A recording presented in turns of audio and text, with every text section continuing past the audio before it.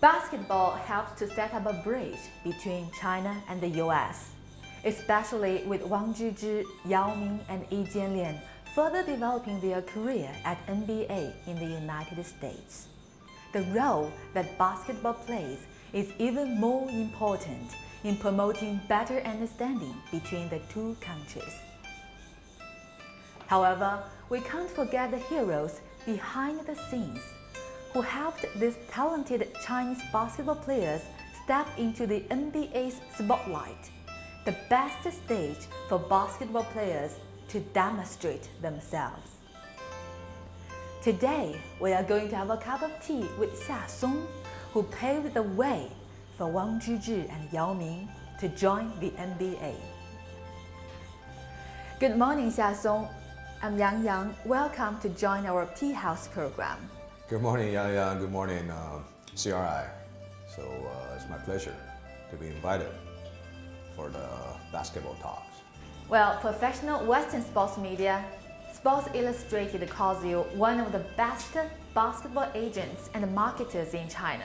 What do you think of this comment?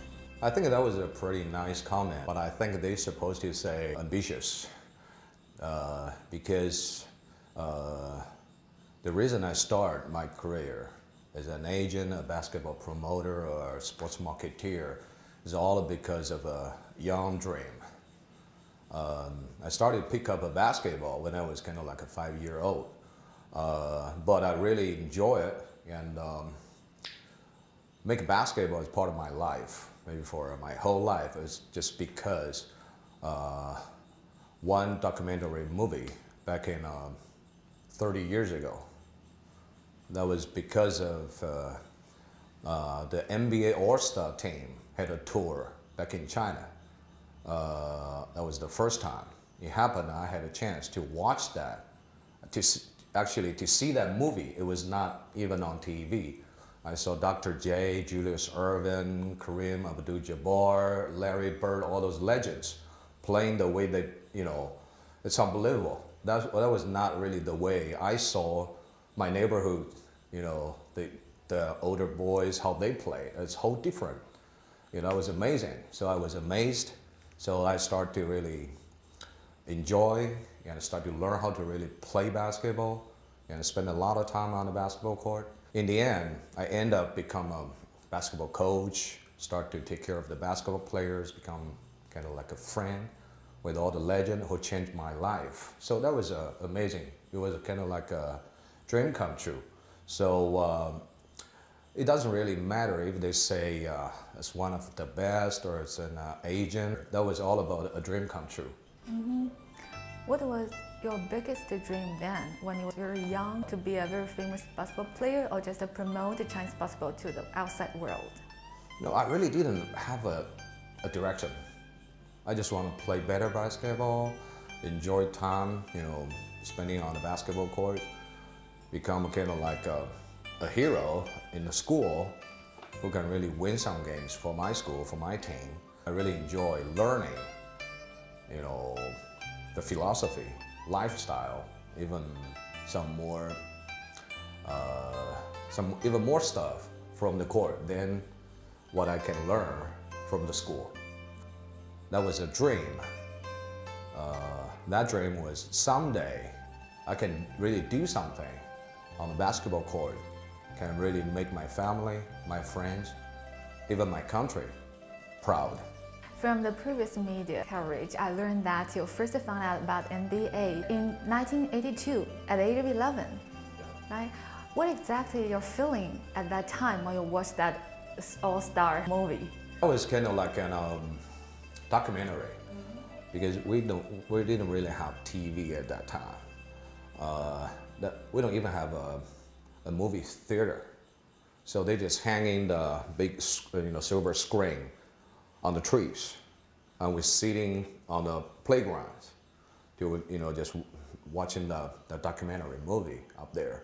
But when I first saw the American professional basketball all-star team China tour, that's the name of the documentary movie.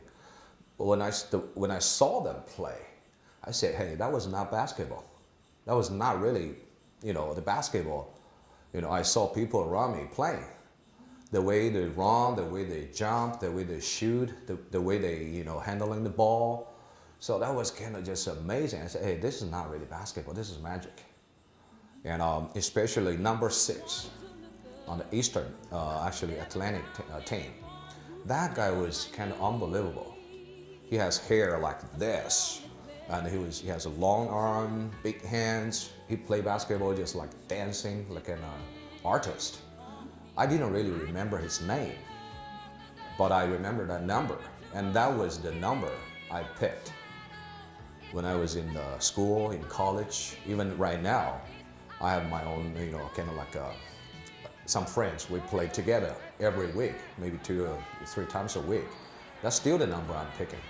So that was kind of the guy who really changed my life. In the end, I found out, some information from the magazine. His name is Dr. J. Julius Irving. He's actually the man who really changed my life. So at that time, I didn't really, understand how the basketball could be played this way. So that was the reason I spent so much time on the basketball court. That's why, I was kind of getting my ass kicked by my parents every other day because I spent too much time on the basketball court. But finally, you really achieved your goal of doing something you really enjoy and like. Yep. That was funny. I got to know Dr. J way back in early, maybe about a decade ago, about 10 years ago. Then we became friends, like he's like an old buddy or brother to me.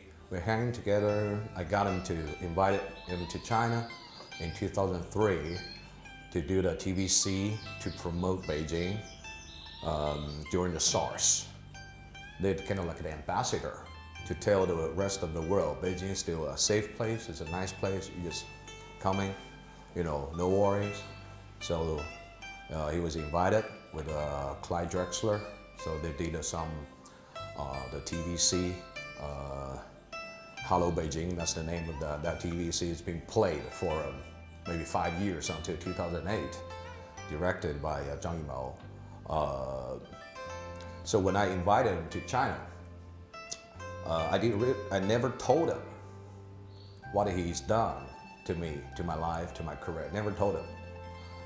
But when I saw him sitting in my apartment, sitting on my couch, and ate up all the fruits and the snacks.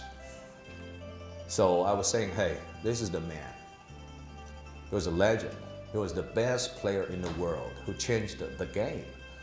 And now I'm looking at him sitting on my couch, eating all my food, and smoking my cigar. Hey, this is the best moment. That's something money cannot buy. So that was kind of like very special for me. And he really never found out how important he was to me until 2007 when the Sports Illustrated had that article, came out. And they said number 6 was the man changing my life.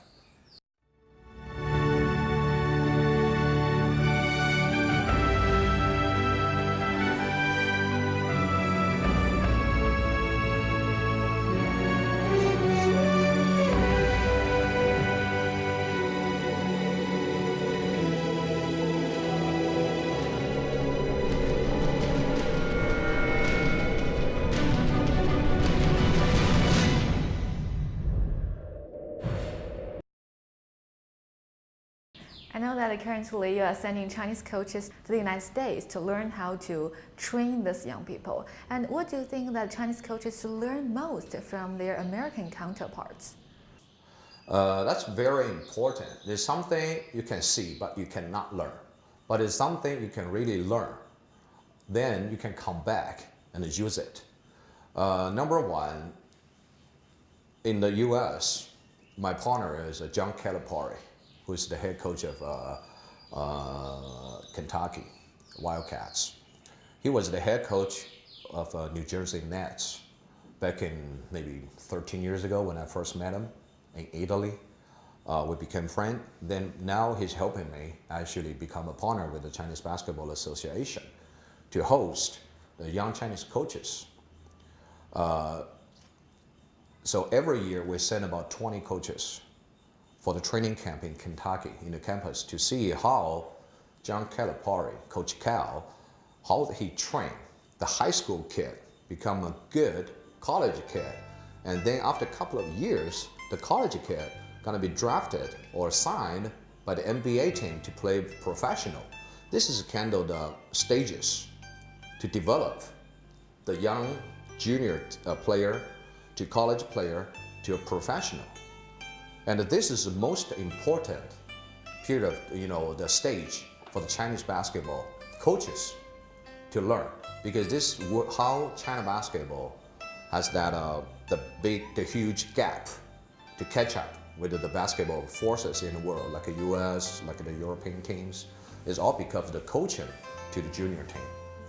So I think what they can really learn is how to encourage the player to enjoy playing the game, how to make them, physically strong, mentally strong, how to, learn the basketball philosophy, like the teamwork, competition, and also the way they were trained on the floor, the technologies, the skills, the plays, and the whole program, the development program. This is what we really don't have here.